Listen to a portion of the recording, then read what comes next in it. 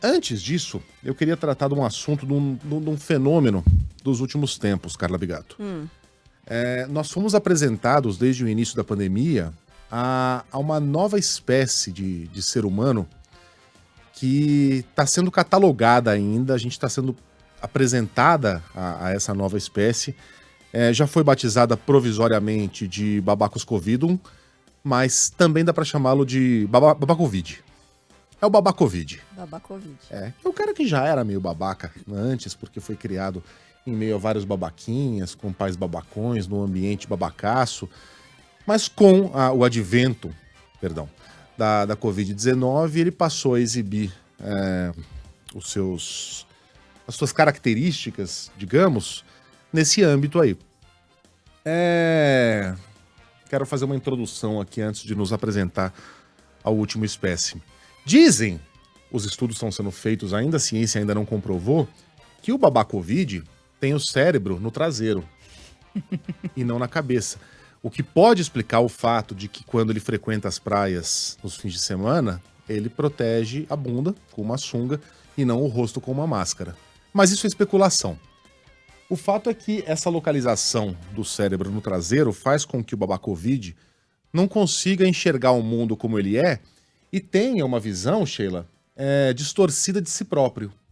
Porque geralmente essa criatura se considera um conservador, um guerreiro das liberdades individuais. É assim que ele se vê. Mas ele ignora que o conservador de verdade tem uma visão muito ampla e muito sofisticada do que é viver em sociedade. Pergunta para o inglês, que é o povo mais conservador do mundo. E ele ignora também que não existe liberdade individual sem alguns, digamos, sacrifícios pessoais em nome da comunidade em que a gente vive, da vida em comunidade. Ele ignora isso. Ele não consegue entender a existência de regras que muitas vezes ele não compreende, que para ele são incômodas. Ele não consegue entender, por exemplo, por que um restaurante não permite que uma pessoa entre sem camisa. Por quê? Se eu não como com sovaco, eu como com a boca.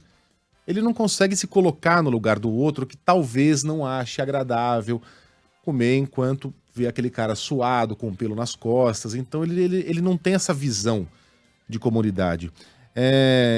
Ele não consegue entender, por exemplo, que um parque, quando reserva uma área para que as pessoas andem de skate e não permitem que as pessoas andem de skate em outros lugares, aquelas regras foram criadas por um motivo, para que os idosos possam passear em paz, para que as famílias possam frequentar uma parte do parque sem ser atropeladas por um skate voador, né?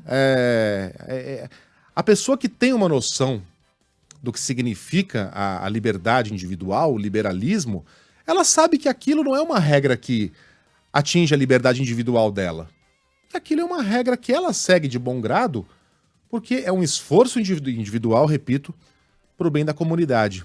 Afinal de contas, de que seria Lionel Messi se não fossem os limites delimitados pelo poste da trave? Roger Federer só é Roger Federer porque ele entende melhor que os outros os limites que são estabelecidos pela linha da quadra. Mas ele não consegue enxergar essas nuances. Ele vê essas regras como uma espécie de imposição do governo à sua própria liberdade. Então ele decidiu que pode fazer o que bem quiser. A gente foi apresentado a várias espécies do Babacovid. Uma delas estava num dos seus habitats preferidos. Aliás, muitas dessas espécies estão ocupando redações, microfones importantes do jornalismo, mas o bonito mesmo é quando a gente encontra elas no seu habitat natural, Sheila. Um calçadão de Santos, por exemplo. Valentões. Que o Babacovid pode exibir ali em toda a sua plenitude, a sua prepotência, que é do tamanho da sua pança. Uhum. E amassar multa de trânsito, jogar no chão, multa de trânsito não, multa por falta de uso de máscara, pode agredir pessoas que têm um status econômico inferior ao dele, pode fazer aquilo que todo Babacovid de alta octanagem gosta de fazer, que é ligar para a autoridade, para o secretário de Segurança Pública. Isso é típico. E ontem fomos apresentados a uma espécie um pouquinho mais mais bruta, um diamante ainda a ser lapidado dessa nova espécie, que é o homem da sorveteria de Campinas. O Babacovid gosta da sorveteria porque lá ele compra um sorvete de massa de chocolate e enfia na testa. Mas ontem esse cara teve o atendimento recusado porque estava se recusando a fazer aquilo que não só são as regras da casa, mas também é a lei da cidade dele. É decreto, né? É um decreto da cidade dele, que tem que ser cumprido em nome do bem-estar comum, que é o uso da máscara. Ah, a máscara funciona, não funciona? Tem médico que diz que não, mas a gigantesca maioria diz que funciona em vários níveis. Em muitos níveis, em outros níveis. Só que muitos dizem também, Carla Bigato, e aí eu tô especulando, né? Que essa máscara mais protege os outros do que a si próprio. Né? E aí o Babacovid não consegue entender essa lógica. Por que eu teria interesse em proteger os outros? E aí o cara dá um espetáculo como esse que a gente viu ontem em Campinas, que a gente vai ouvir agora.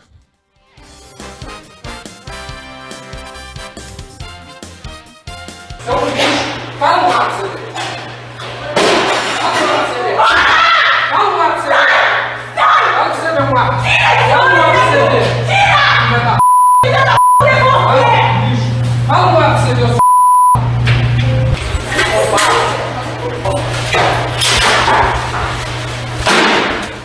Fala um lá pra você ver. Fala um lá pra você ver. É bom, ficou quietinho, né? Ficou com medinho, sua cagou. Seu bicho. Idiota completo, né? O cara, ele tá seguindo a sua natureza de babaca. É um idiota. Pra quem não tá acompanhando as imagens lá no YouTube, Megali, dá pra observar ele chegando com a máscara no queixo, né? Não cobre o rosto, não cobre a boca nem o nariz. Então ele tá com a máscara no queixo, se nega a colocar. Tem até um cone ali na frente, né? Ele derruba, chuta o cone, xinga a atendente da sorveteria. Ameaça agredir a atendente. Dedo no rosto. Uma coisa vergonhosa. Vergonhosa. E eu fico me perguntando, agora falando seríssimo, Carla Bigato, como é que... Eu queria me colocar na cabeça, na pele dessas pessoas durante 24 horas para entender o mecanismo do cérebro dessa gente, que é incapaz de entender que tem uma regra que foi criada para proteger a todos nós, porque se ainda não temos a proteção para a doença, o que temos tem que ser usado em larga escala, para que a gente possa voltar à nossa vida, é isso que todos queremos. A sorveteria aberta, o escritório aberto, as aulas retornando, para isso a gente vai ter que contar com o esforço individual de cada um para se proteger e para proteger o próximo.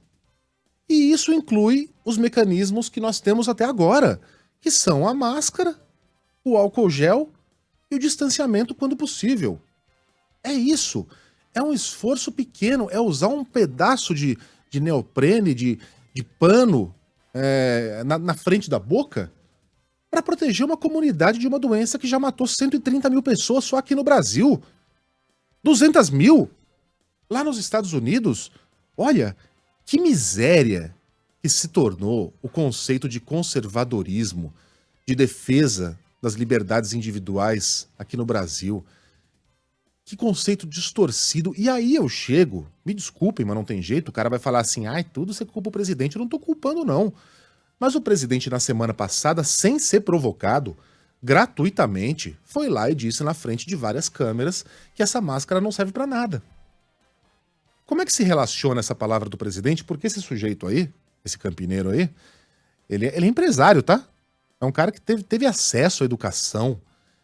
Ele não teve que se esforçar muito porque ele teve condições de viajar, de ler, de conhecer, diferentemente de brasileiros que têm que fazer um grande esforço para ter acesso à informação e à vida que esse cara teve.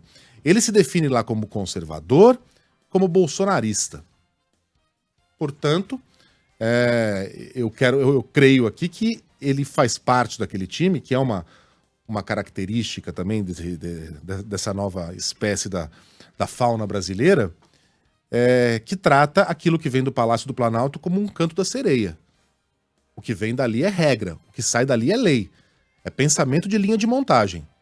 Chega o modelo e você começa a pensar de acordo com o pensamento que vem de lá. Então, quando o presidente fala isso, ele está abrindo a porta para comportamentos desse tipo. Felizmente, a gente só está vendo um cara passando vergonha. E se esse cara enfiasse a mão na cara dessa atendente? E se esse cara tivesse armado? e puxasse uma arma e apontasse pra cara da atendente ou de outra pessoa? Até onde a gente vai aguentar esse tipo de comportamento aqui antes que alguém se machuque de verdade? O caso aconteceu no último sábado, olha, é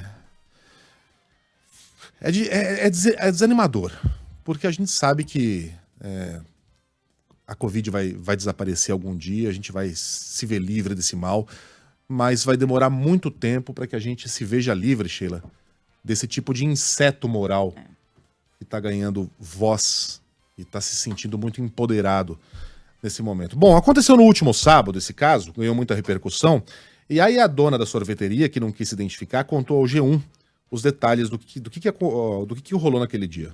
Quando ele se aproximou do caixa para que a gente finalizasse a venda, eu pedi que ele fizesse o uso correto da máscara. Ele se recusou.